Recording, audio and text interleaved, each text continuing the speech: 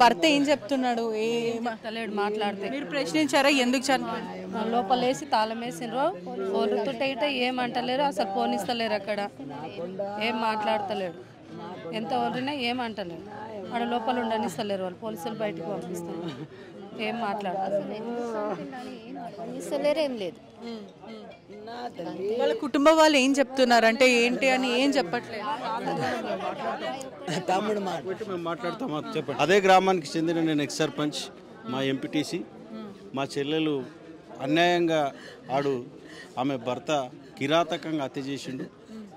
దానికి ప్రత్యేకంగా కఠినంగా శిక్ష పడాలి. మా అమ్మ భర్త చనిపోతే చిన్నప్పటి నుండి అల్లారు ముద్దుగా పెంచుకున్నది. అయినా వాడు ఏమి విలువలు లేకుండా సమాజం సిగ్గుపడే విధంగా స్త్రీ ఈ భారతదేశంలో ఎంత కఠినంగా శిక్షలున్నా రోజుకోటి ఇలాంటి సంఘటనలు జరుగుతున్నాయి. మా చిన్నమ్మకు, మాకు చెల్లికి, దేవికకు న్యాయం చేయాలి. ఆ పోలీసుల మీద మాకు మంచి నమ్మకం, గట్టి నమ్మకం ఉంది.